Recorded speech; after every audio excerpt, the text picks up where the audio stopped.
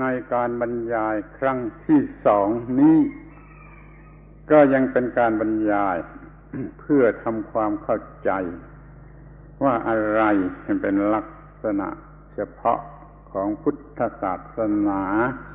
อยู่นั่นเองในครั้งที่แล้วมาเรา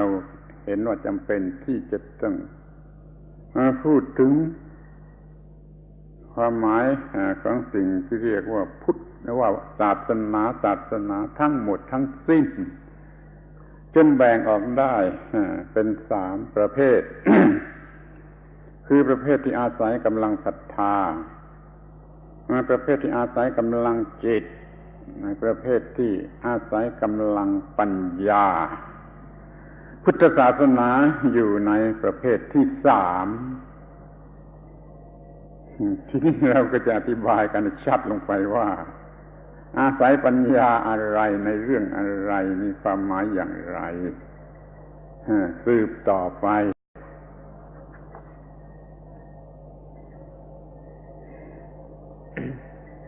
In this second lecture today, we will continue with the topic begun yesterday. Yesterday, we began speaking about the particular characteristics of Buddhism, and we will carry on with this today. Yesterday, we felt it was necessary to talk about all religion, all the different kinds of religion, and to do so, we spoke of three main types of religion. Religions which depend on the power of faith, religions that depend on the power of mind, and the third kind, religions that are based in the power of wisdom. Buddhism falls into the third category. And so today we would like to go into more detail about this religion which uses the power of wisdom. What kind of wisdom is used? How is it used? In what sort of situations or regarding what kind of things is this wisdom used? And so this is what we will discuss today.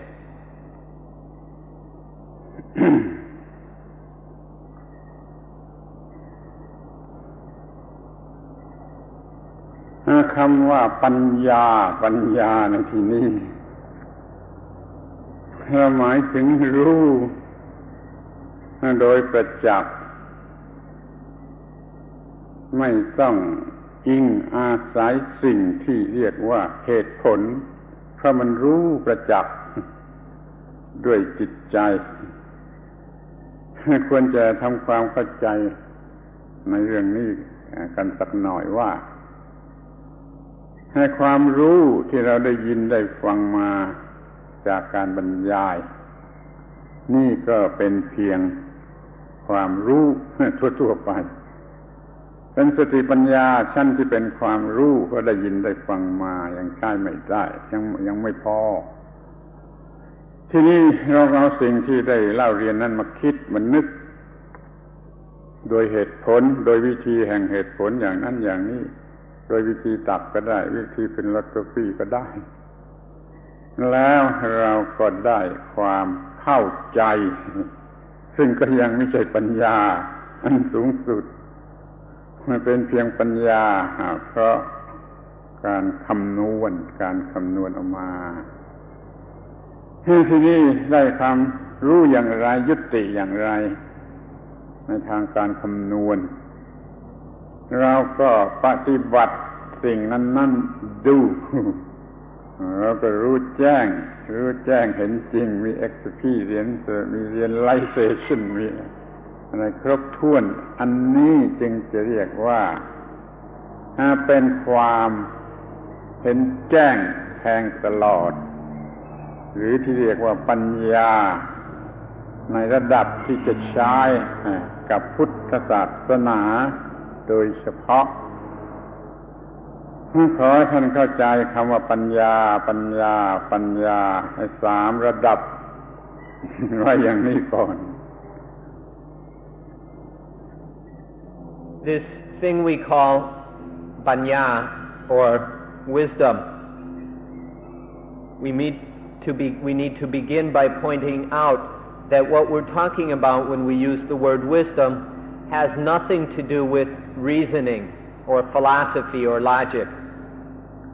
When we use the word wisdom, it means to see, to realize clearly, to see absolutely clearly that such a thing is so. This is what we mean by wisdom. We're not talking about lower levels of knowledge. For example, when you are listening to a talk such as this one, the words you listen to are bringing just an ordinary, normal level of knowledge, the knowledge we get from listening or reading. This level of knowledge is nothing special, and it's not that useful for solving the problem of dukkha. But once we have listened,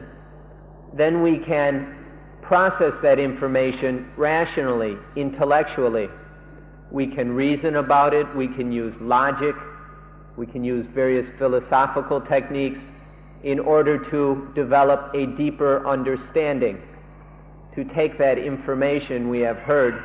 or read and develop it more deeply. This is a second level of knowledge or wisdom, which we could call intellectual understanding. But that still isn't sufficient. And this isn't yet what we mean when we talk about wisdom. The wisdom we're really talking about is then taking that intellectual understanding and applying it, living it, putting it into practice. And then from that living, from that direct personal experience, arises a kind of clear, penetrating experience or vision of truth. And this is what is meant by wisdom: direct, clear, penetrating realization and insight into truth. It's not what you hear, and it's not what you think. It's just what is directly known from experience. This third kind of wisdom is the wisdom we're talking about when we say that Buddhism is a religion based on the power of wisdom. It's this third kind of wisdom that we're talking about. ทีนี้ เกี่ยวกับคำว่า wisdom เนี่ยมันจะมีปัญหาแล้วก็ไม่ทราบว่าท่านมีความหมายสำหรับคำนี้ว่าอย่างไรเข้าใจว่าอาจจะเรียกว่า wisdom กันได้ทั้งนั้นแม้แต่เรียนในโรงเรียนมันก็เป็น wisdom จากในการศึกษาเอามาคิดนึกจนมีความเข้าใจมันก็เป็น wisdom ในการใช้เหตุผลที่มาปฏิบัติจนประจักษ์แก่จิตใจนี่มันจึงจะเป็น wisdom โดยสมบูรณ์จาก spiritual experience โดยตรงเราควรจะใช้คำว่า intuitive wisdom เป็นสิ่งที่เราต้องการในที่นี้ซึ่งเมื่อท่านทำวิปัสสนาทำสมาธิทำกรรมฐานทำวิปัสสนาก็เพื่อประโยชน์แก่ทำให้เกิด intuitive wisdom มีจิตใจสัมผัสลงไปที่สิ่งนั้นโดยตรงถ้าท่านยังมีความเข้าใจสำหรับคำว่า wisdom เป็นอย่างอื่นก็ขอให้ทำความเข้าใจกันเสียถูกต้องในบัดนี้ว่าเรามีความมุ่งหมายอย่างนี้หมายถึง intuitive wisdom ที่ออกมาจากการสัมผัสกับสิ่งนั้นโดยตรงแล้วมันก็ไม่มีทางที่จะผิดได้ขอสนใจสิ่งนี้ wisdom ในความหมายอย่างนี้ we're not sure exactly what understanding you have of the English word wisdom. You might tend to give it meanings other than the ones we've just spoken of. Some people might think that wisdom is something that can be learned in school. But that's not the kind of wisdom we're talking about. Or some people think that wisdom is what arises when we think about, when we philosophize about the information we get from books and other sources. If this is your understanding of the word wisdom, then we want to point out that the wisdom we're talking about is something that comes from the direct experience by the mind. Instead of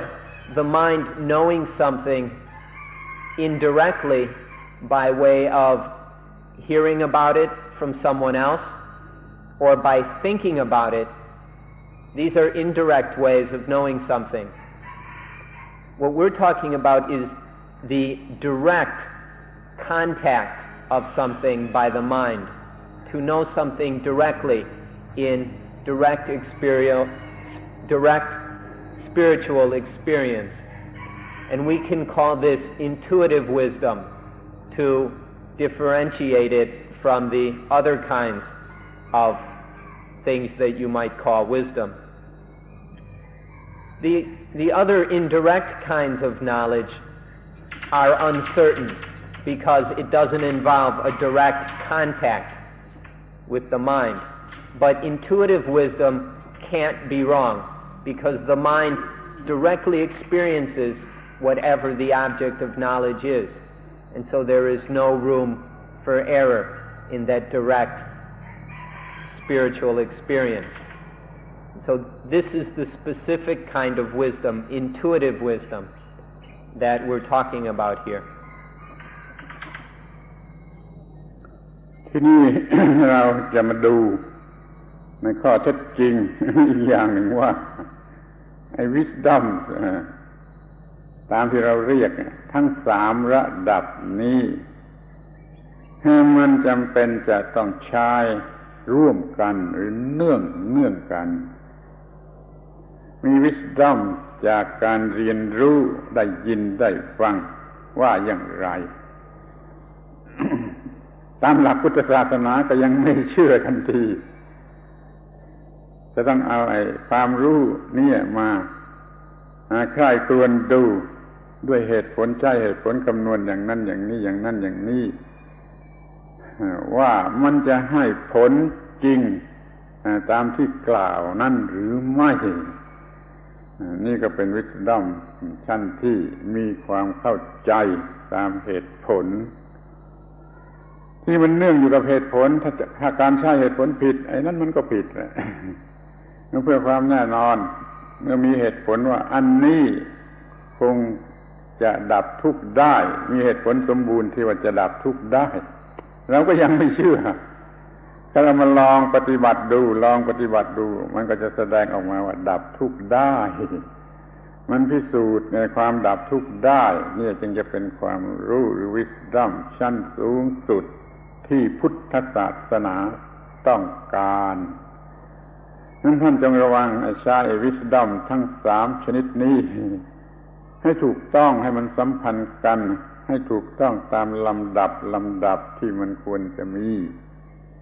ท่านก็จะได้ประโยชน์จากสิ่งที่เรียกว่า wisdom ตามหลักแห่งพระพุทธศาสนาเป็นแน่นอน An important fact about these three levels of wisdom is that we can't really use just one of them. All three of them are interrelated and must be used together. For example, we generally begin, or almost always begin, our knowledge about something by hearing about it or reading about it, by some kind of study and learning from someone else. This gives us a beginning knowledge about a certain subject. But according to Buddhist principles, we don't jump to any conclusions, and we don't believe what we hear blindly. We listen and we accept that information. Then we take that information and think about it. We reason about it. We use our analytical, our deductive and inductive skills to consider whether this information we have heard is likely to be true. We compare it with other information we have, and we think it through. Is this information likely to be of use or not? Now, just because we've thought it through doesn't mean we accept that it's automatically true.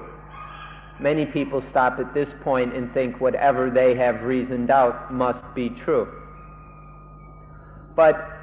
it's very easy that we apply the rules of logic improperly,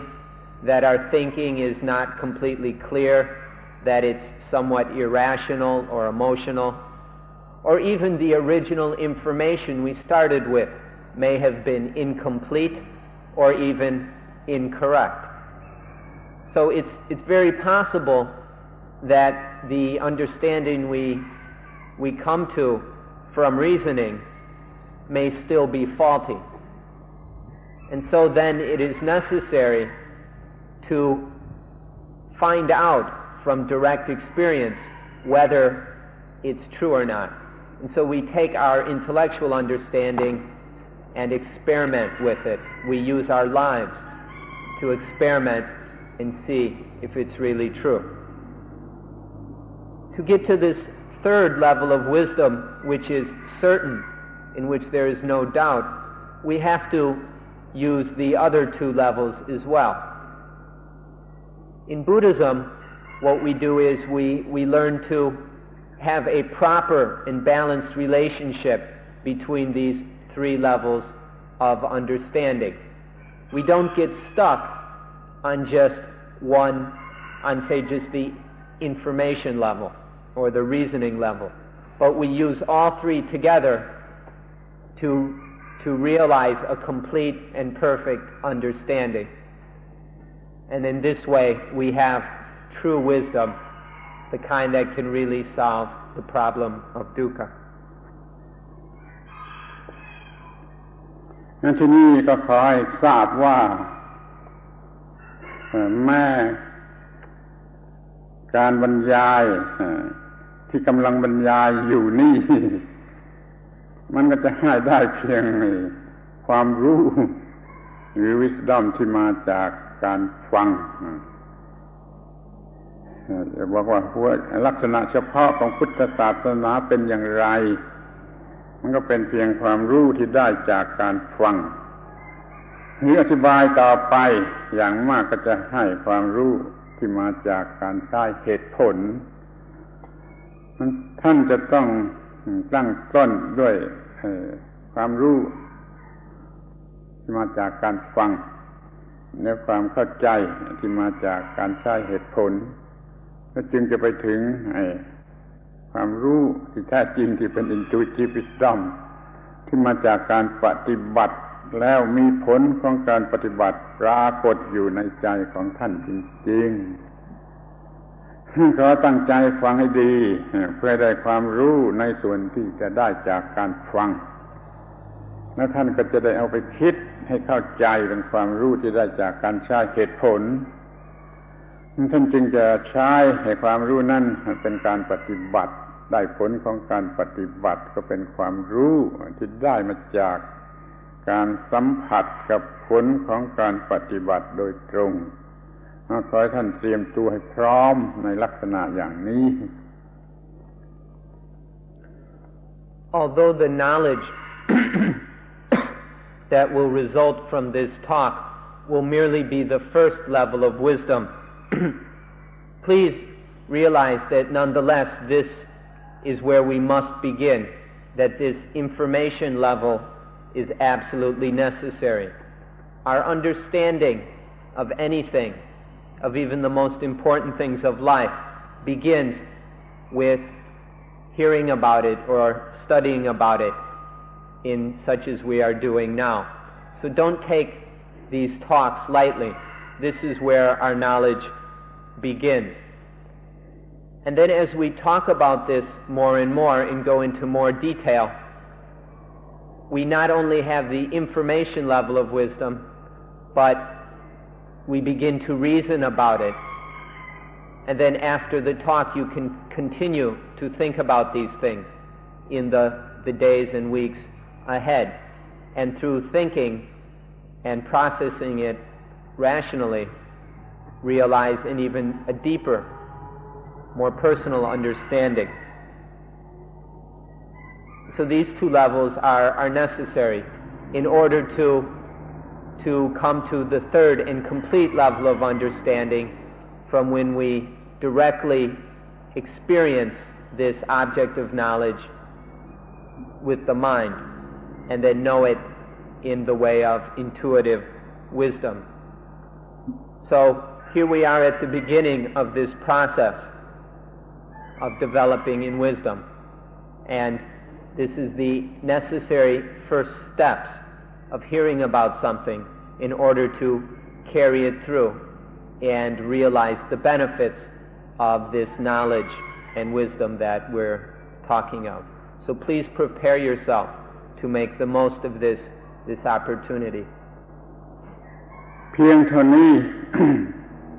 ท่านก็จะเห็นได้เองแล้วว่าในความยุ่งยากลำบากส่วนใหญ่ส่วนหนึ่งมันขึ้นอยู่กับภาษาที่เราใช้พูดกันแล้วมันยังมีการถ่ายทอดจากภาษาสู่ภาษาอย่างที่ว่าอาตมาจะพูดนี่มันก็ถ่ายทอดมาจากภาษาบาลีแล้วก็มาเป็นภาษาไทยใช้คำอย่างภาษาไทยไม่จะต้องเปลี่ยนเป็นภาษาอังกฤษมันก็เลยยิ่งจะต้องใช้ภาษาอังกฤษมันถ่ายทอดมาเป็น3จากหรือเกี่ยวข้องกันอยู่ถึง3ภาษาแล้วคำแต่ละคำเนี่ยไม่ค่อยเหมือนกันเพราะฉะนั้นเราจะเอาภาษาเป็นหลักทีเดียวทันทีนั้นไม่ได้จะต้องเข้าใจภาษานั้นให้ถูกต้องกันเสียก่อนเพราะว่าที่จริงนั้นเราต้องเอาตัวมันเอง the thing in itself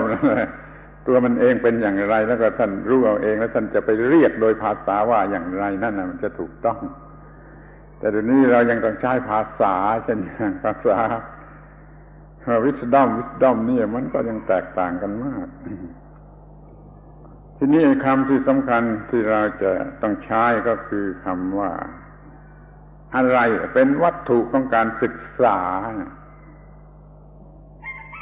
ถ้าจะพูดกันในแง่ก็ว่าพุทธศาสนา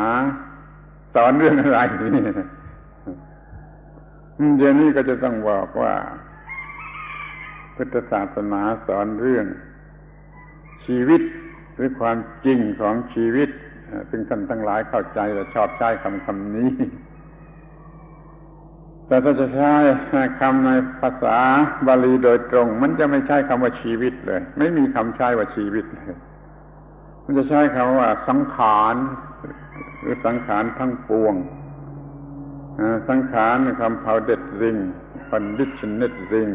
แล้วก็อย่างทั้งปวงอยู่ด้วยเราไม่พูดถึงเรื่องชีวิตแต่เราพูดเรื่องความจริงของสิ่งทั้งปวงอย่างนี้เป็นต้นเดี๋ยวนี้เราจะรู้จากลักษณะเฉพาะของพุทธศาสนาว่าสอนเรื่องอะไรพูดกับท่านทั้งหลายก็ว่าสอนเรื่องชีวิตแต่จะพูดกับภาษาบาลีภาษาธรรมะพุทธศาสนาก็จะสอนเรื่องความจริงของสังขารทั้งปวงซึ่งเป็นคำอีกคำหนึ่งซึ่งก่อนจะเข้าใจยากแล้วคอยรู้กันว่าทีก่อนว่ามันภาษาไม่พอเป็นเหตุให้ยุ่งยากท่านต้องทำการกำหนดศึกษา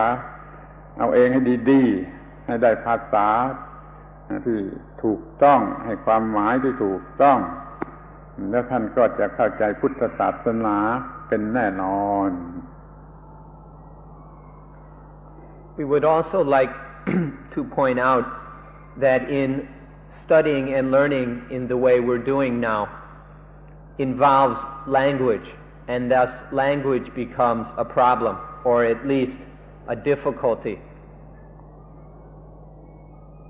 Ajahn Buddhadasa is beginning from the Pali scriptures, the scriptures of Theravada Buddhism, which are written in the Pali language. This is what he studies, and then is speaking now in Thai. So, taking the Pali language and converting it into Thai. And then the translator is taking the Thai and converting it into English. And for some of you who are not native speakers of English, you go even a step further and are sometimes translating this into your own language. So we're at least dealing with 3 languages, if not sometimes 4. And this is something to be aware about. The best thing to do would be to just take the thing we're talking about and show it to you. But we're not able to do that, and so we have to fall back on the method of speaking about it. But these different words we use, the word in Pali doesn't have the exact same meaning as the Thai, the corresponding Thai word.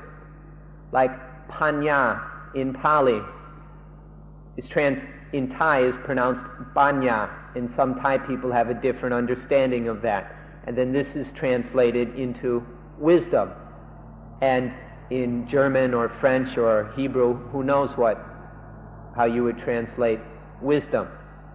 These words, these terms in different languages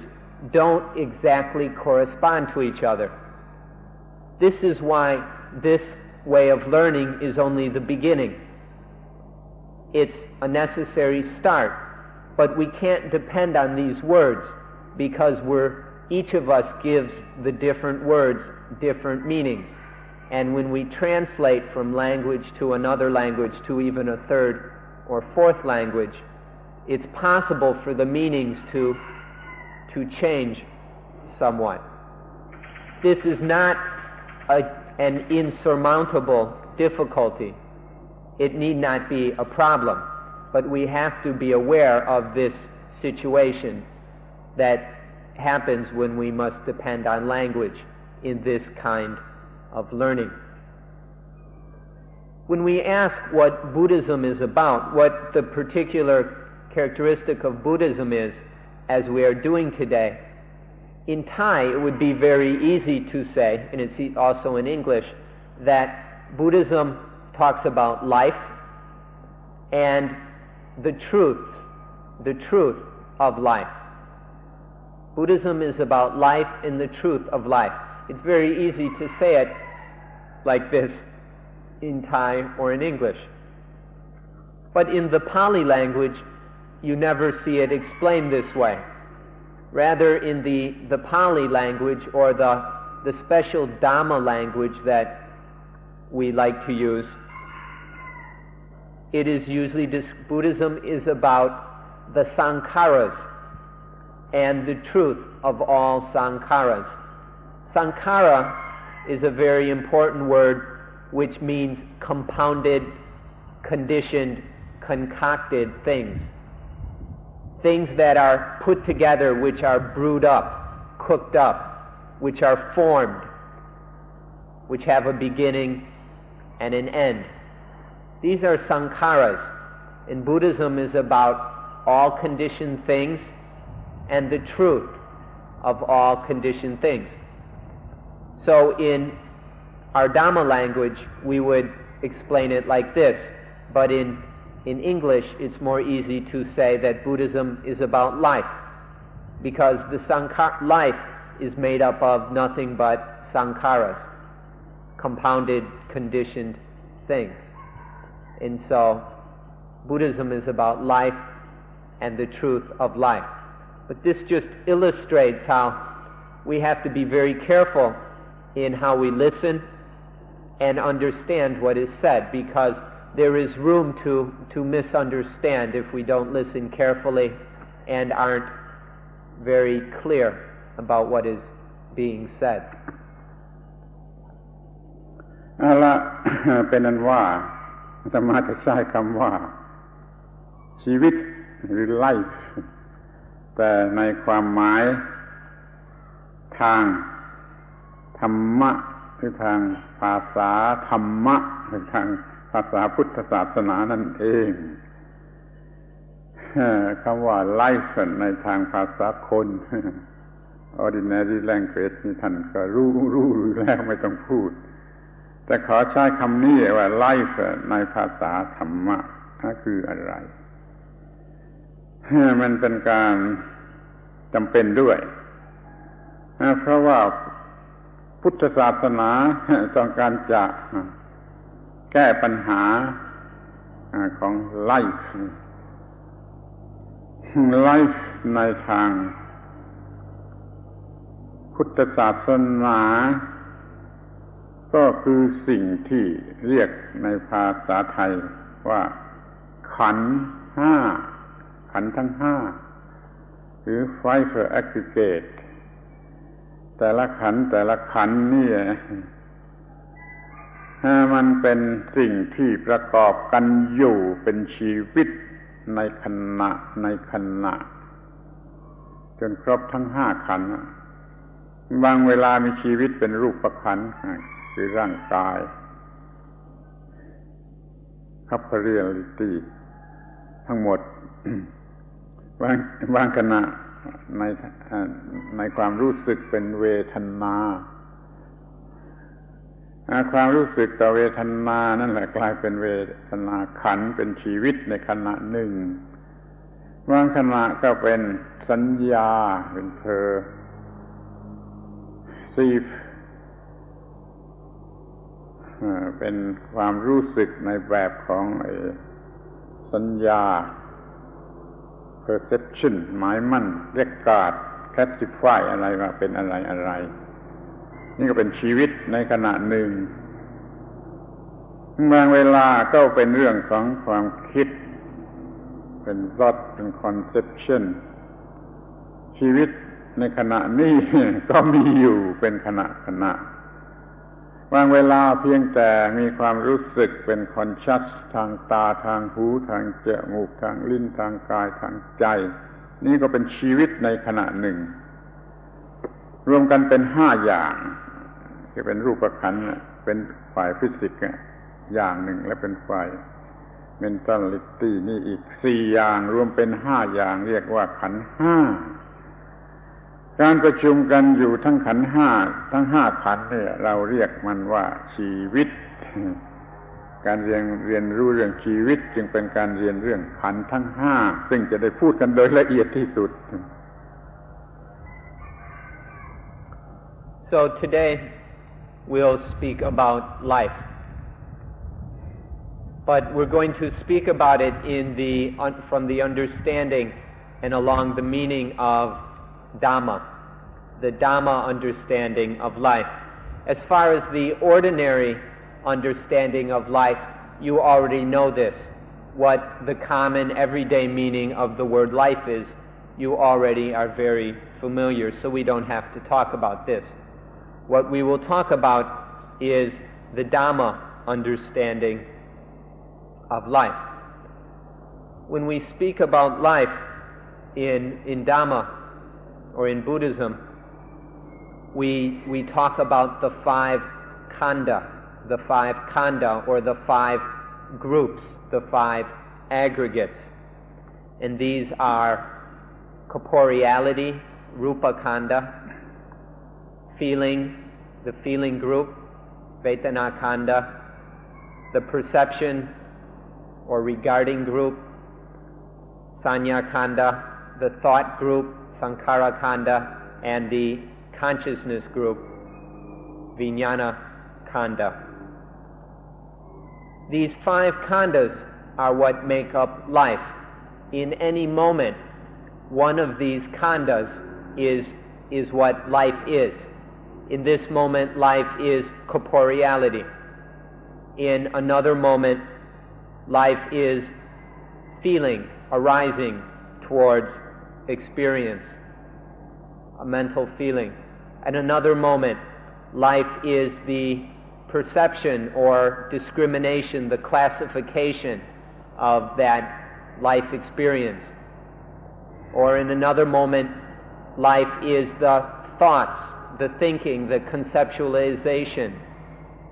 about what has been taking place. And in some moments, life is the bare sense consciousness, the knowing, the experience of seeing, hearing, smelling, tasting, touching, or mental activity. These are the 5 khandhas. Taken together as a group, we call these 5 aggregates life. In Dhamma, this is what life is, the functioning of these 5 khandhas. In each moment, it's a different khandha or different aggregate which is functioning. And taken together, this is what life is. And so we would like to talk about each one of these aggregates in detail in order to help us understand life and the truth about life.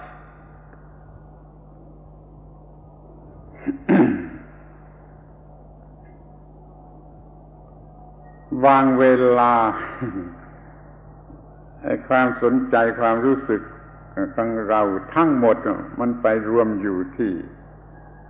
ร่างกายเคลื่อนไหวอย่างไรโดยเจตนาไม่เจตนาแล้วก็คิดว่าเราทำกิริยาทางร่างกาย อย่างนี้เรียกว่าเอาชีวิตเป็นร่างกายเอาร่างกายเป็นชีวิตทีนี้มันไม่ถือว่าไอ้ร่างกายเนี่ยเป็นเพียง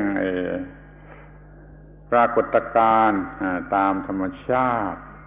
ไปตามเหตุตามปัจจัยของธรรมชาติถ้ามันก็ทำหน้าที่ของมันได้ตามธรรมชาติร่างกายนี่มันไม่ใช่มีแต่ว่าเนื้อล้วนๆมันมี nerve system ระบบประสาทที่ทำให้รู้สึกได้เต็มที่ของมันในส่วนที่เกี่ยวกับร่างกายนั่นมันจึงรู้สึก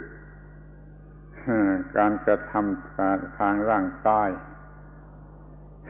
สำหรับที่จะส่งไปยังจิตใจเพื่อให้เกิดขันธ์ทางจิตใจเช่นเวทนาสัญญาสังขารวิญญาณเป็นต้นบางเวลาคนเราสนใจเอาร่างกายเป็นตัวเราถ้าเรามองเห็นว่าเป็นเพียงธรรมชาตินะเป็นเพียงprocess ของธรรมชาติเป็น process ของ action and reaction เป็น process ของ condition and conditioner and conditioned เป็นเพียง process อย่างนี้ก็ดีเข้าใจถูกต้องความคิดว่าเซลล์ว่าโซลว่าอีโกอิซึมอะไรมันไม่เกิด มันไม่มีความทุกข์แต่ตามปกติสิ่งที่มีชีวิตทั่วไปมันจะถือเอาเป็นตัวตนเป็นเซลล์เป็นโซลเป็นอีโกอิติกไอเดนติตี้อะไรแล้วแต่จะเรียกนี่รู้ว่าร่างกายหรือรูปขันธ์เป็นขันธ์ที่หนึ่งที่เราจะต้องรู้จักให้รู้มันเป็นเพียง process ของธรรมชาติที่ประกอบกันขึ้นอย่างนี้ประกอบกันขึ้นอย่างนี้ประกอบขึ้นอย่างนี้หาใช่มีเซลล์มีโซลมีตัวตนอะไรไม่อย่างนี้เรียกว่ารู้จักรูปขันธ์ถูกต้องเรียกว่ารู้จักชีวิตในแง่ของรูปขันธ์ถูกต้อง Sometimes all of our awareness is centered on the body. Sometimes in some moments the only thing we're aware of is the body. And then as the body moves or there is some physical activity, then the mind foolishly thinks that the body is I or the body is mine. when all this, in the moments when awareness is just based on rupa khanda, the corporeality group or the body, then this is generally taken to be I. This part of life is identified with, is clung to as I. This happens because we don't see that the body is merely various physical phenomena arising and passing away. It's just a natural process of action and reaction. Various conditions are working, causing various effects. And so we have various conditions causing other conditions. We have conditioners and conditioned things which result from the conditioning agents. There's this natural process of phenomena arising, changing, and passing away. This is what is taking place, but we don't see this. And so we attach to the physical movement as I or as mine. But if we could just see that it's nothing but a natural process of action and reaction, of cause and effect, then this correct understanding of the situation would prevent the ego from taking over. Without this understanding, ego arises, or a feeling of I, a sense that there is a self, that this physical activity is a self, is me, is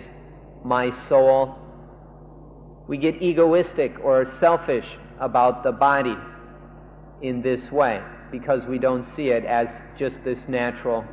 process. If we saw it as a natural process,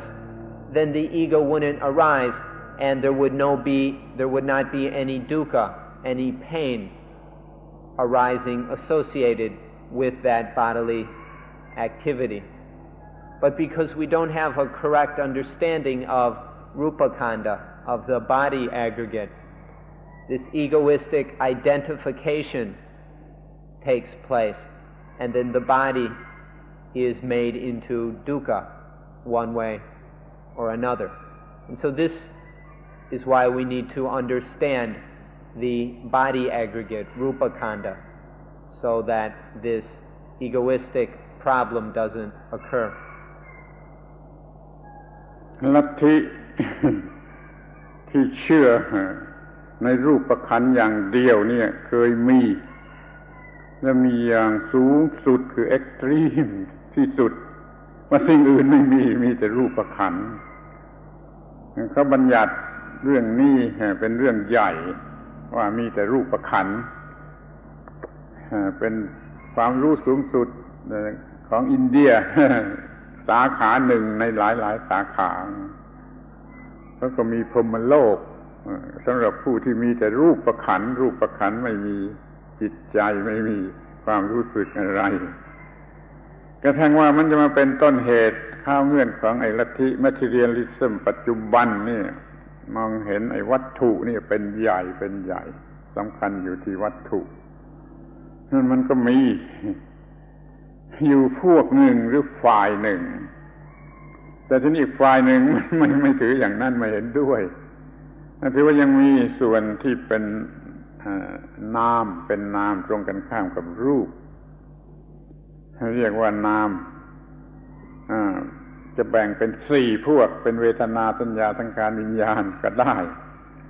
รวมกันเป็นอันเดียวก็ได้เรียกว่านามเนี่ยมีนามมีฝ่ายจิตใจเขาก็เลยมีความรู้เรื่องทางจิตใจค้นคว้าไปในทางจิตใจให้รอบรู้ในเรื่องทางจิตใจไม่ให้มีปัญหาเกิดขึ้นในด้านจิตใจนี่จึงมีฝ่ายนามหรือฝ่ายเมนตัลอันแรกก็คือว่าเวทนามี feeling ที่มันระบบประสาทน่ะมันส่งเข้าไปถึงจิตจากรูปขันธ์ระบบประสาทส่งไปถึงจิตก็มีความรู้สึกเป็น feeling หรือแล้วแต่จะเรียกอะไรก็แล้วแต่ภาษาอังกฤษนี่ เราก็ไม่ค่อยยุติ แต่คุณรู้เองว่าไอ้ที่มันส่งไปทางระบบประสาทไปให้รู้สึกแก่จิตเป็น feeling เรียกว่าเวทนาบางทีก็ถูกใจคิดสั้นบางทีก็ไม่ถูกใจบางทีก็ไม่เป็นทั้งสองอย่างแต่ก็เป็น feeling อันหนึ่งด้วยเหมือนกันบางเวลาเรารู้สึกรุนแรงมากเกี่ยวกับ feeling จนรู้สึกว่า feeling นั่นแหละคือตัวเราหรือว่าตัวเรานั่นแหละเป็นผู้กระทำ feeling เห็นใน feeling เป็นตัวเราไปในขณะนั้นถ้าอย่างนี้ก็ต้องเป็นทุกข์แหละมีปัญหาเกี่ยวกับ feeling ขึ้นมาทันทีถ้าเห็นแต่ว่าเป็น feeling เฉยๆเป็นปรากฏการณ์ของธรรมชาติในทางจิตเฉยๆไม่ใช่ตัวเราไม่ใช่ตัวตนมันก็ไม่มีปัญหานั่นก็เรียกว่าเวทนาล้วนๆเพียวหรือเมียเวทนาเดี๋ยวนี้มันไม่เป็นอย่างนั้นจิตมันจะโง่ไปถึงกับว่าเราเป็นผู้ทำเวทนาเป็นผู้รู้สึกต่อเวทนาไม่จะเรียกว่าเวทนาเป็นตัวเราก็ได้เหมือนกันหรือจะรู้สึกว่าเวทนาเป็นของเราก็ได้เหมือนกันถ้าอย่างนี้แล้วก็เป็นเวทนาเป็นเวทนาที่ยึดถือเอาด้วยความโง่เป็นเวทนาที่ไม่ใช่เวทนาล้วนๆเป็นเวทนาที่มีอุปาทานattachment ว่าเราว่างว่าของเราบ้างเพราะฉะนั้นเวทนาก็มีสองอย่างเหมือนกันแหละคือตามธรรมชาตินั่นอย่างหนึ่งและตามที่ยึดถือเอาด้วยความโง่ว่าตัวตนหรือของตนนี่อย่างหนึ่งถ้าเห็นแจ้งชัดว่าเวทนาเป็นตามธรรมชาติก็ไม่มีปัญหาอะไรไม่หนักอกหนักใจไม่เป็นทุกข์ถ้าเห็นเวทนาเป็นตัวเราเป็นของเราเราเป็นผู้เวทนาเวทนาเป็นของเราแล้วก็เรียกว่าเวทนานั้นเป็นที่ตั้งแห่งความทุกข์เป็นเวทนาที่มี attachment ที่เรียกว่าเวทนูปาทานขันธ์แต่ฟังยากสำหรับท่านทั้งหลายก็ไม่อยากจะพูดถ้าเรียกว่าเวทนาขันธ์ก็คือเพียวหรือเมียเวทนาถ้าเวทนูปาทานขันธ์ก็หมายความเวทนาขันธ์ที่ความโง่ก็ไปจับเอาเป็นอุปาทานว่าตัวตนของเวทนาหรือเวทนาของตัวตนก็ได้เหมือนกันนี่รู้จักว่าเวทนาเป็นเพียงกระแสแห่งการปรุงแต่งภายในร่างกายกับจิตใจนี่มันก็เป็นเหตุให้เกิดความทุกข์ได้เพราะยึดถือเวทนานั้นยึดถือชีวิตในแง่ของเวทนายึดถือเวทนาในแง่ของชีวิตก็ต้องเป็นทุกข์เพราะเวทนา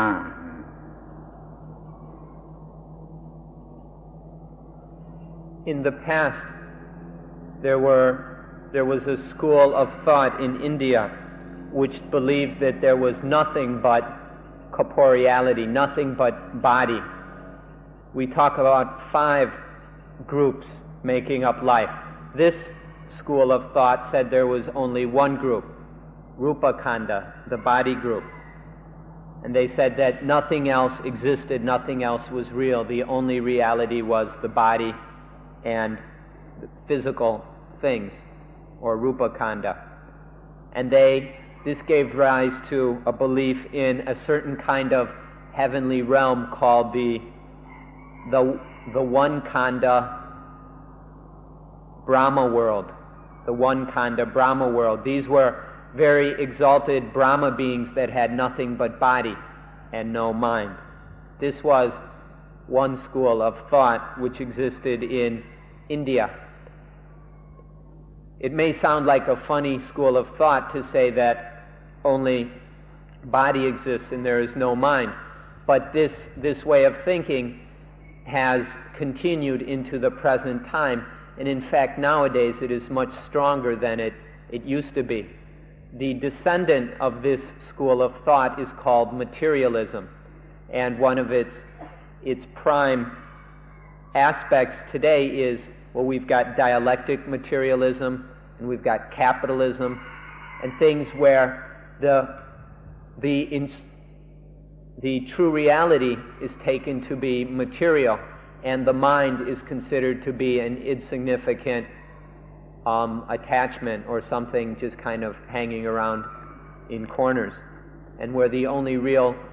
thing that is important and matters is material, physical things, the body.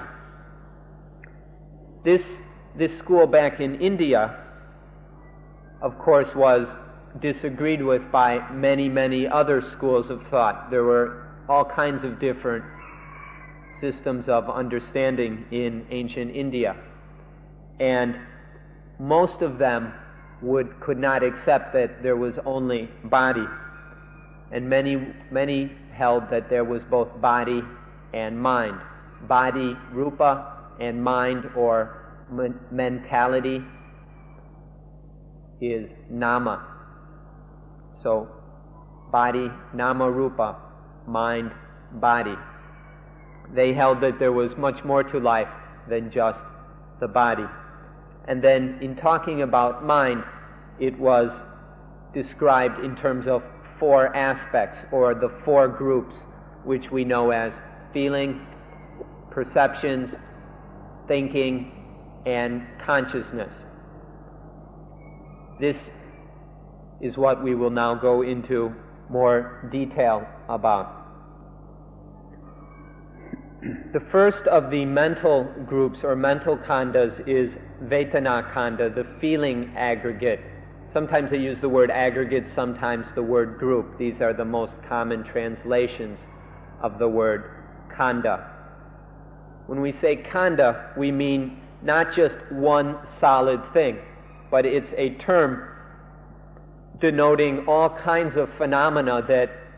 that fulfill one basic kind of function. And so all the things that perform the function of feeling are put under the term Vetana khanda, or the feeling group. Feeling is something you all ought to know about. It's something we experience over and over again in the day. But we want to point out the difference between physical sensation, a physical experience, which is such as being touched. This is still rupa khanda. But the mental feeling towards that physical sensation is Vetana khanda. Vetana khanda comes in 3 basic kinds. One is pleasant feeling. Some of these feelings feel good, they feel nice, feel pleasant, they're pleasing to the mind. Other feelings are unpleasant. We don't like them, they're displeasing. And we call these unpleasant feelings. And there's a third kind of feeling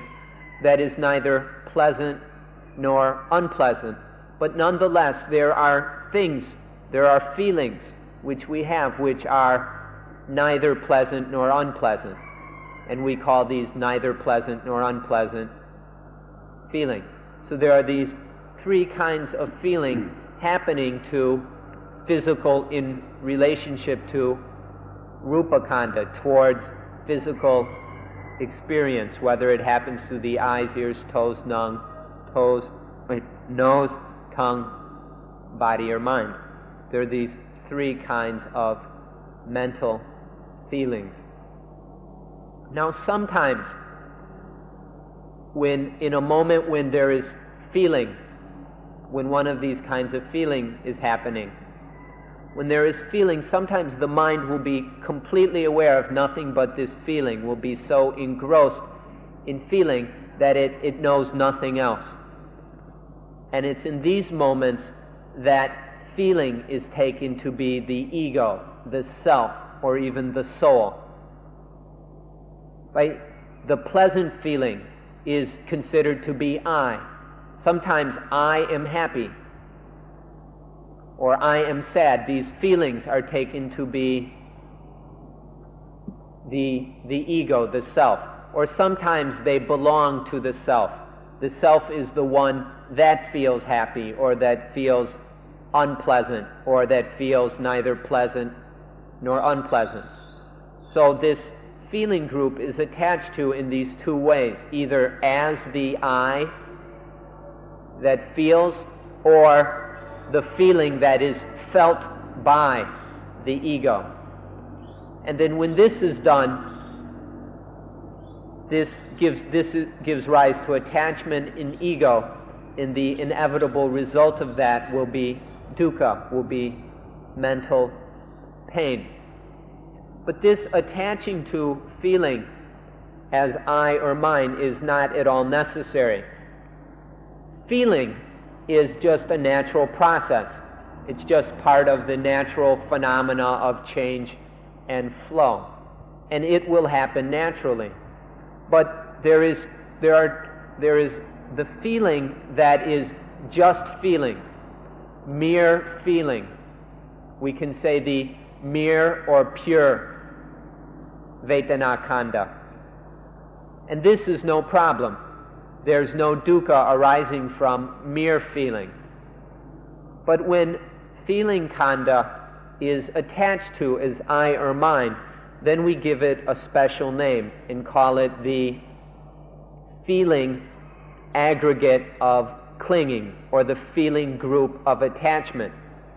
When feeling is attached to as I or mine, then it becomes this feeling group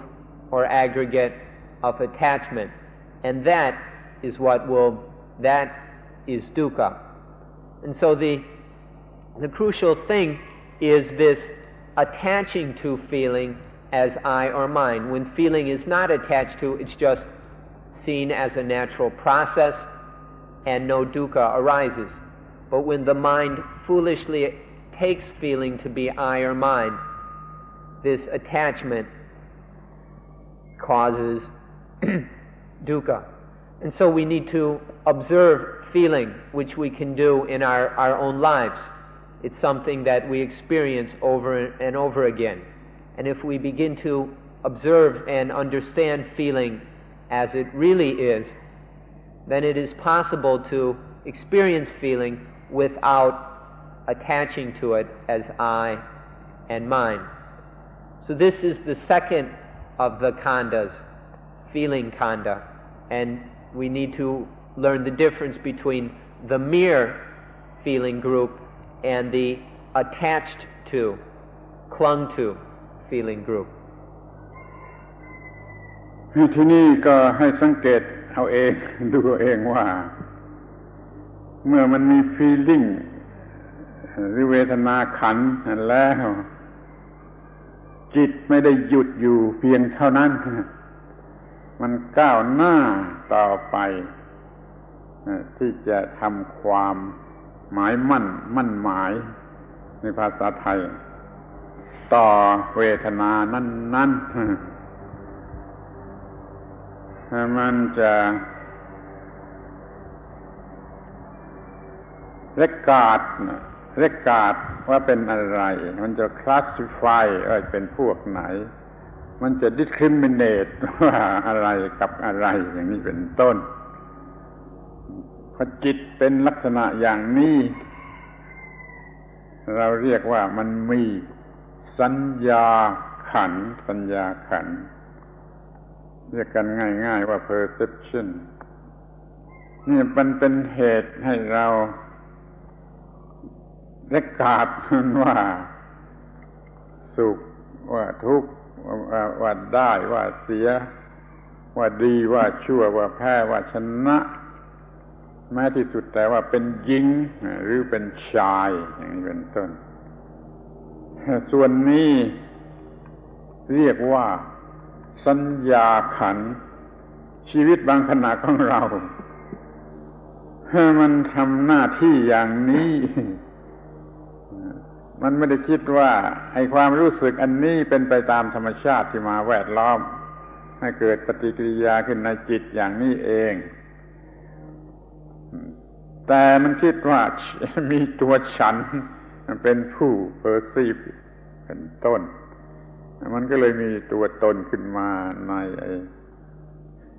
สัญญาขันธ์หรือ perception ขันธ์ถ้ามันเป็น perception ล้วนๆไม่เอามาเป็นตัวตนผู้ perception หรือ perception ของตนมันก็ไม่มีปัญหาอะไรมันเป็น เป็นกิริยาที่ไหลไปตามธรรมชาติเดี๋ยวนี้ไม่เป็นอย่างนั้นจิตมันจะเอานี่เป็นตัวฉันผู้ perceive แล้วก็เป็น perception ของฉันขึ้นมามันก็มีปัญหาเป็นความทุกข์บางเวลาชีวิตของเราถูกครอบงำอยู่ด้วย perception เป็นลักษณะหนึ่งเป็นส่วนหนึ่งของชีวิตขอให้สังเกตดูให้ดีให้จับตัวมันให้ได้จับตัวมันให้ได้ว่ามันเป็นแต่เพียง perception เป็น process เป็นพฤติทางจิตเป็นไปตามสิ่งที่แวดล้อมมาตามลำดับนี่ก็เรียกว่าเรารู้จักขันธ์ที่สามของขันธ์ทั้งห้าคือส่วนหนึ่งของชีวิตที่เป็นส่วนที่สำคัญมากที่จะ attach อะไรหรือไม่มันก็อยู่ที่ขันธ์นี่แหละนี่เรียกว่าสัญญาขันธ์ที่สาม Now, if we observe, we'll see that life doesn't stop at feeling. Once feeling arises, life continues. The mind goes further. And what happens after feeling is what we call regarding. Whatever is felt, when the mind feels something, there is feeling. And then the mind regards that thing that is felt as this or that. It is discriminated. That thing is discriminated in or classified one way or another. We may discriminate that whatever is felt to be male or female. It might be hot or cold or red or blue. In some way, tall, short, good, bad, win, lose. In some dualistic way, this thing is discriminated, it is categorized, it's classified.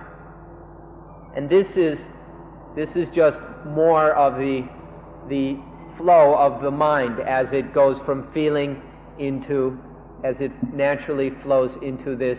discriminating or perceiving of whatever the experience is. This is just a natural process, but as you know, the mind often gets carried away with this, and it gets so absorbed into this perception that it takes the act of perceiving or the perception or the discrimination to be I or mine. The mind that perceives is taken to be the ego or self, or the perception, the discrimination itself is taken to be the ego or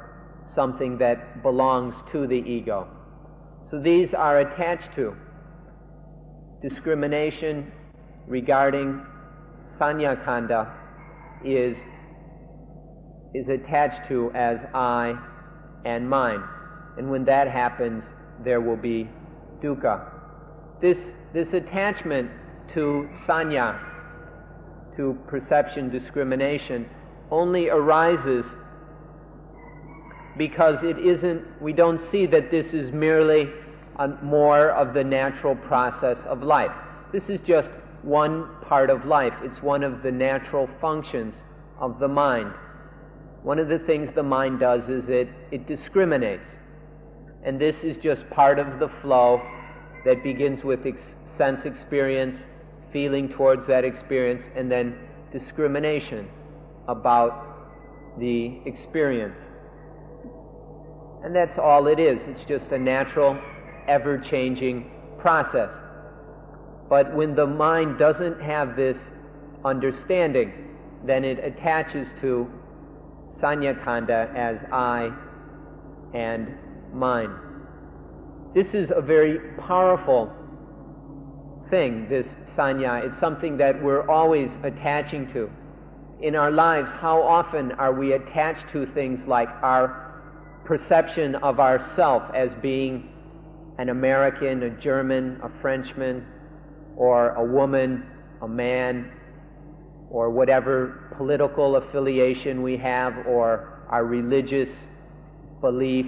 We're always, in all these discriminations and classifications, we very often put a great deal of attachment and ego. But really, it's merely a natural process of life.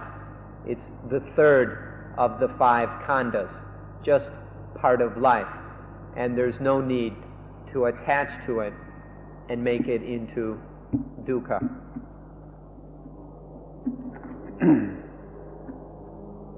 ที่นี่ก็ดูต่อไปอีกว่า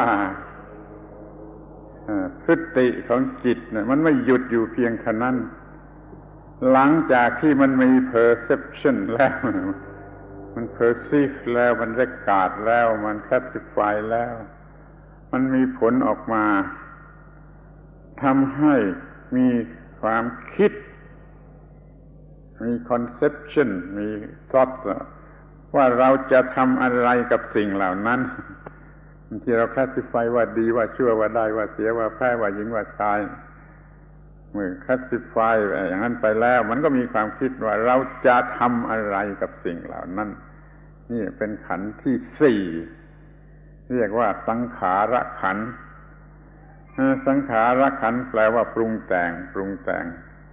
completely condition ขึ้นมา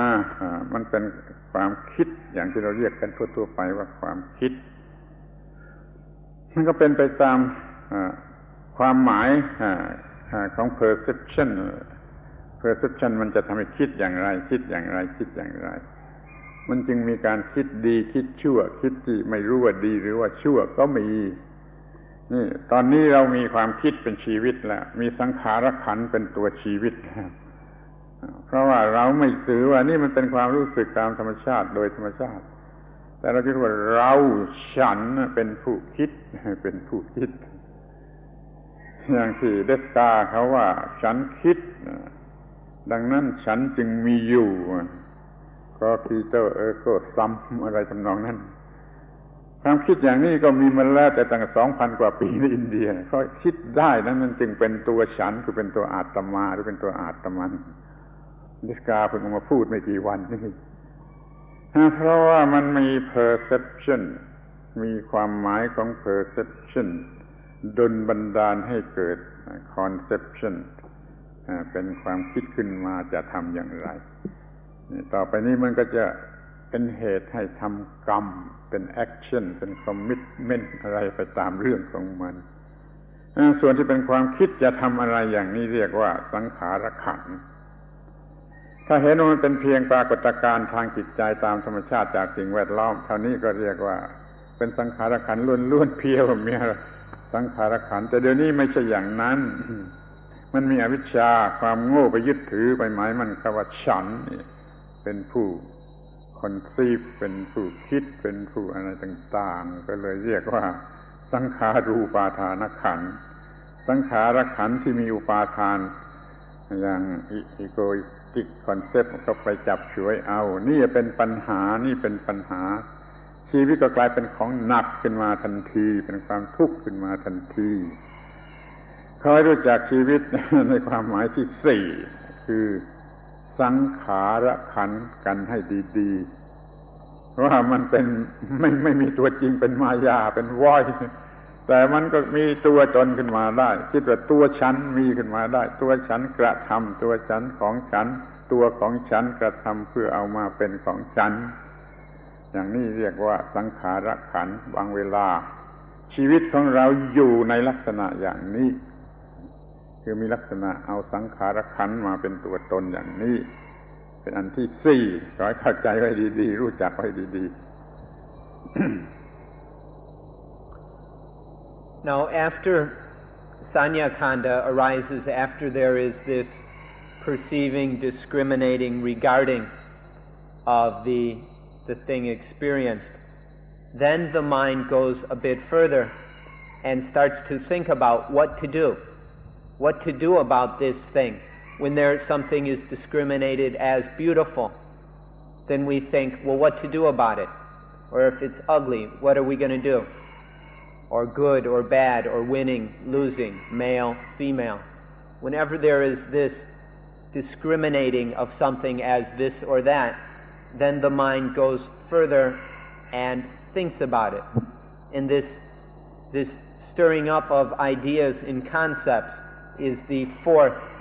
aggregate, the sankhara kanda, the thought aggregate. This again is just a natural process. It's the way the mind works. It's just a natural activity of mind. It happens according to various conditions, according to environmental factors, various causes. Sometimes because of the perception which touches off the thinking will be in a wholesome, beneficial way. Other times the kind of discrimination will touch off a unwholesome, dangerous, evil kind of thinking. Or other times the thoughts may be neutral. They may be neither good nor bad, neither wholesome nor unwholesome. But this is all just a natural process. It just flows from with these different conditions. But often the foolish mind that doesn't see this process closely enough will go and attach to these thoughts or concepts as I'm the one who thinks, or this is my thought, these are my thoughts, I am thinking. We're always doing this. In meditation, we're always identifying these thoughts that are going through the mind as I and mine. And sometimes it becomes quite annoying. But really it's just a natural process. There is a perception, sanya kanda, and then the mind thinks about what to do. It's a thought to do something. It's the intention, the commitment to do some kind of action. This is the fourth kanda. This aspect of ego, the egoistic identification with thought,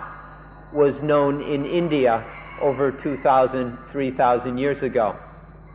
It's been most closely associated in the West with Descartes, who said the words cogito ergo sum, which are generally translated, I think, therefore I am. This is just another example of the foolish mind attaching to thought as ego or self. Descartes said this only yesterday. It was recognized in the Buddha's time as just another mental function, mental process to which the ignorant mind attaches egoistically. There's just the mere, pure process of thinking, that's one thing. And then there is the process of thinking that has been attached to as me, as mine, and that causes dukkha. This is the fourth kanda, sankhara kanda. ที่นี่เราก็มาถึงขันธ์ที่ห้าเรียกว่าวิญญาณขันธ์ซึ่งแปลกันเป็นภาษาอังกฤษทั่วไปว่า consciousness มันเป็นขันธ์ที่เป็นพื้นฐานทั่วไปสำหรับรู้สึกต่อทุกๆสิ่งคล้ายกับมีเดียมทำให้เกิดการสัมพันธ์กันหมดสัมพันธ์ระหว่างไอ้สิ่งแวดล้อมทั้งหมดภายนอกตัวเราเข้ามาสู่ภายในตัวเราทางตาทางหูทางจมูกทางลิ้นทางกายและทางใจจึงมีชื่อครบทั้ง6อย่างตามชื่อของไอ้ sensor organ แล้วก็มี sensor object สำหรับวิญญาณขันธ์มันจะรู้สึกนับตั้งแต่ว่ารูปขันธ์มันเกี่ยวข้องกันข้างนอกกับข้างในเกี่ยวข้องกันก็เกิด consciousness หรือวิญญาณขันธ์เป็นต้นวิญญาณขันธ์กำหนดรู้สิ่งใดอยู่สิ่งใดอยู่มันก็ทำให้เกิดเป็นเวทนาขันธ์บ้างแล้วก็สัญญาขันธ์สังขารขันธ์ตามลำดับถ้าเราไม่มีวิญญาณขันธ์ก็เท่ากับว่าโลกทั้งโลกนี้ไม่มียูนิเวอร์สนี้ไม่มีถ้ามันไม่มีเวทนาไม่มีวิญญาณขันธ์ตาหูจมูกลิ้นกายใจถ้ามันทำหน้าที่ประหลาดคือทำให้รู้ชัดรู้แจ้งทุกสิ่งที่เข้ามาสู่การเกี่ยวข้องถ้าเราไม่มีวิญญาณขันธ์ก็เท่ากับโลกนี้ไม่มีเดี๋ยวนี้เรามีวิญญาณขันธ์ที่ตาหูจมูกลิ้นกายใจโลกนี้มันก็มีก็เข้ามาทำให้เกิดคอนแทคกับสิ่งเหล่านั้นแล้วก็เกิดfeeling เกิดperception เกิด conception อะไรต่างๆเพราะมี6อย่างเนี่ยเป็นตัวการระวังให้ดีนี่ตัวตลกตัวเล่นตลกที่ทำให้เกิดปัญหามากต้องรู้จักเท่าทันมันต้องควบคุมมันอย่าให้มันหลอกเราได้วิญญาณขันธ์นี่เหมือนกับผีหลอกให้มันรู้สึกไปตามที่มันมีสิ่งปรุงแต่งแวดล้อมที่จริงก็เป็นตามธรรมชาติที่ตาเห็นรูปก็ธรรมชาติมันมีระบบประสาทตาแล้วมันก็เห็นได้หูได้ยินเสียงก็มีประสาทหูมันจึงได้ยินได้จมูกมีประสาทจมูกมันก็รู้กลิ่นได้เพราะมันมีระบบประสาทอยู่ทางฝ่ายรูปขันธ์พอเข้าไปเกี่ยวข้องกันกับภายนอกมันก็เกิดวิญญาณขันธ์ก็เกิดคอนแทคระหว่างสิ่งเหล่านั้นแล้วก็เกิดเวทนาขันธ์ feeling เกิดสัญญาขันธ์ perception เกิดสังขารขันธ์ conception ชีวิตเป็นอย่างนี้โดยมีตั้งต้นที่วิญญาณขันธ์ที่มันผัสสะคอนแทคสิ่งทั้งหลายทั้งปวงด้วยอวิชชาคนเราเกิดมาไม่มีวิชาไม่มี wisdom มีแต่ ignorance มีแต่อวิชชานั้นวิญญาณขันธ์มันจึงเป็นไปตามอำนาจของอวิชชาถูกหลอกมีเป็นเวทนาขึ้นมาก็เป็นเรื่องอวิชชาแล้วก็สังขารและขันธ์ในperception conception มันก็เป็นเรื่องหลอกไปหมดตามอำนาจของอวิชชาซึ่งมันถูกหลอกมาตั้งแต่วิญญาณขันธ์ตาหูจมูกลิ้นกายใจทำไมเอาขันธ์ที่นี่consciousness มาไว้เป็นอันดับที่5เพราะว่ามันเกี่ยวข้องหมดทุกขันธ์เลยมันจะไปคอนชัสในขันไหนก็ได้แล้วมันจะไปคอนชัสกับสิ่งภายนอกว่าเซอร์คัมสแตนซ์ทั้งหลายก็ได้มันเป็นขันธ์ที่ประหลาดเลยถูกเอามาไว้สุดท้ายเป็นวิญญาณขันธ์เราจึงมีวิญญาณขันธ์เป็นต้นเงื่อนเป็นจุดตั้งต้นของชีวิตถ้าไม่มีconsciousness ชีวิตมันคือตั้งกับไม่มีนะเดี๋ยวนี้ตัววิญญาณขันธ์เนี่ยคือตัวการที่จะทำให้เกิดก่อให้เกิดหรือจุดตั้งต้นของไอ้สิ่งทั้งหลายทั้งปวงถ้าเห็นว่ามันเป็นอย่างนั้นตามธรรมชาติก็เป็นวิญญาณขันธ์ล้วนๆแต่เดี๋ยวนี้ไม่เป็นอย่างนั้นความโง่หรืออวิชชานี่มันทำให้มีความคิดขึ้นมาใหม่ว่าฉันนั่นแหละเป็นผู้รู้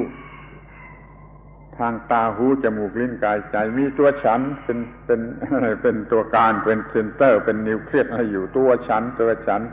มาทำความรู้ทางตาทางหูทางจมูกทางลิ้นทางกายทางใจถ้าคิดมาอย่างนี้ก็เป็นวิญญาณขันธ์ที่มีอุปาทานเป็นลัทธิอื่นไม่ใช่พุทธศาสนา พุทธศาสนาต้องการมองวิญญาณขันธ์เป็นขันธ์ล้วนๆเพียวลีเมียลีเท่านั้นรู้จักขันธ์ที่5กันในลักษณะอย่างนี้มันก็ครบ5ขันธ์แล้ว And now there is the fifth kanda, or the fifth group. This one is called Vijnana Kanda, which is generally translated to be the consciousness group. But we need to explain exactly what we mean by consciousness here. Remember that there is the body, and the body has a nervous system. The nervous system includes various sense organs: the eyes, ears, nose, tongue, the taste buds, the nerves in the skin, in the body, and then the mind. The nervous system includes these 6 sense organs, or these 6 subsystems of 6 different ways of sensing. And in these, there are also external objects: sights, sounds, smells, tastes, touches, and mental objects, which come into contact with the body's nervous system. This is just natural processes. Now when, for example, the sense organ of the eyes comes into contact with an external object, a sight, when these come together, then there is a basic level of sense knowing, the necessary mental component to see. Seeing is not just a physical thing. It also involves the mind, and that basic mental element, that necessary ingredient of consciousness, of knowing the sense object, the seeing of the sense object. This is Vijnana Kanda, the consciousness group. This is very, very important. It's what holds everything together, and this is why it's listed last. It's a very, very special and extraordinary function of the mind. It's Vijnana Kanda that knows the body and all the other khandas. It's only with this basic knowing, this basic consciousness via the eyes, ears, nose, tongue, body, or mind, these 6 different kinds of consciousness or types of consciousness. This is what holds all of experience together. Or we can say it more simply, this is what the world is. As far as we're concerned, the world doesn't exist except through consciousness of it. Until there is consciousness of the world is just an abstract idea. It has no real reality.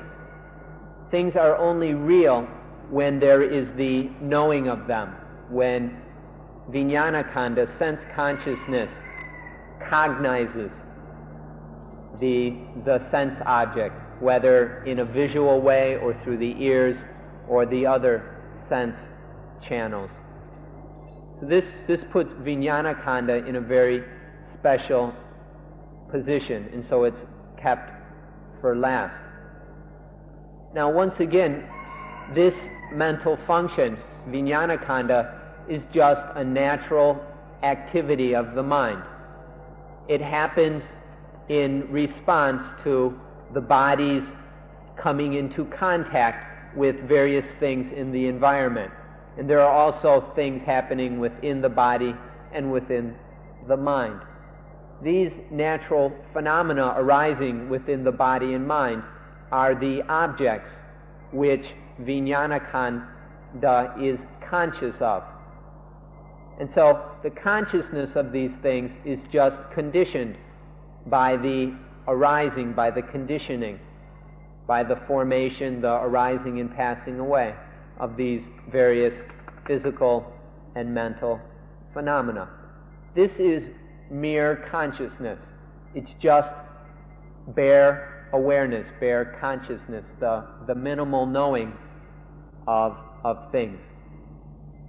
And that's just part of life. It's just one of the aspects of life. But however, the mind, or human beings, are born without a great deal of knowledge. The newborn infant doesn't really understand what we've just been talking about. It doesn't know what Vijnanakanda is. And so often, because of this ignorance in which we are born, ignorance means the lack of knowledge, not knowing. Because we don't know, because the mind doesn't have the necessary understanding, then this sense consciousness is attached to, I know, I see, I hear, or whatever, or I am, this is my seeing, or this is my hearing, this is my knowing, tasting, smelling, touching. Somehow, sense consciousness is attached to as I or mine because the mind doesn't have the necessary knowledge, doesn't have the intuitive wisdom that this is just a natural process, a natural functioning of the mind.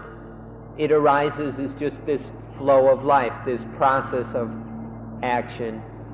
and reaction. But because of ignorance, it's attached to as I and mine, and that brings with it dukkha. We leave this one to last because it's quite extraordinary, and it's central because it's consciousness that knows the body, consciousness knows the feelings, consciousness knows all the perceptions and the thinking. All these other things only can occur because of consciousness. Consciousness, this sense consciousness, is the key element. And so for this reason, because of its importance in many philosophies or religious groups, this khandha is taken to be the self or the soul, the spirit. Sometimes vijnana is translated spirit, and it's believed to be the spirit that leaves the body either while sleeping and goes traveling around and comes back in the morning, or at death the vijnana leaves the body and is reborn somewhere. These are beliefs in other religions or certain philosophies. But in Buddhism, it is understood, it's seen, that all phenomena, including consciousness, are just naturally arising and passing away phenomena. And they are not I, they're not mine, they're not ego, self, or soul. So that belief is one that is outside of Buddhism. So it's very important to avoid this misunderstanding. We need to overcome the ignorance in which we are born and come to see that even sense consciousness is merely a naturally occurring phenomena, merely a naturally arising activity of the mind, just another aspect of life. ในที่สุดสรุปความว่าลักษณะเฉพาะอย่างยิ่งของพุทธศาสนาก็คือการสอนให้รู้ว่าขันธ์ทั้งห้าไม่ใช่ตัวตนหรือของตนไอ้ขันธ์ทั้งห้าที่ประกอบกันเป็นชีวิตหรือชีวิตกระจายออกเป็นขันธ์ห้านี่ขันธ์ห้าหรือชีวิตนี่ไม่ใช่ตัวตนหรือไม่ใช่สิ่งที่เป็นของตนมันเป็นธรรมชาติเป็นprocession ตามธรรมชาติเป็นphenomenon or phenomena ตามธรรมชาติอย่าเอามาเห็นว่าเป็นตัวตนเลยถ้าท่านจะศึกษาพุทธศาสนาในฐานะเป็นphilosophy ก็ได้แต่มันไม่พ้นไปจากเรื่องนี้จะศึกษาในฐานะเป็น religion ก็ได้มันก็ต้องปฏิบัติเกี่ยวกับเรื่องนี้ให้เกิดความไม่ยึดมั่นถือมั่นว่าตัวตนในชีวิตก็เป็นการปลดปล่อยชีวิตออกไปจากความยึดมั่นถือมั่นว่าตัวตนนั่นแหละคือลักษณะเฉพาะของพุทธศาสนา ท่านทั้งหลายอย่าได้ท้อใจ อย่าได้หมดหวังเข้าใจว่ามันยากเกินไปศึกษาไม่ไหวหรืออย่าคิดไปว่าแม้จะศึกษาได้มันก็ไม่จำเป็นขอให้เข้าใจมันศึกษาได้และมันจำเป็นที่สุดและท่านก็เข้าถึงหัวใจของพุทธศาสนาได้รับประโยชน์เต็มที่ในการที่มาศึกษาฝึกฝนปฏิบัติเพื่อให้เข้าถึงหัวใจของพุทธศาสนาในลักษณะดังที่กล่าวมานี้การบรรยายสมควรแก่เวลาขอยุติการบรรยาย So we can summarize and wrap up today's talk by saying the particular characteristic of Buddhism, or the heart, the essence of Buddhism, is that the 5 khandhas, each of them individually or all of them together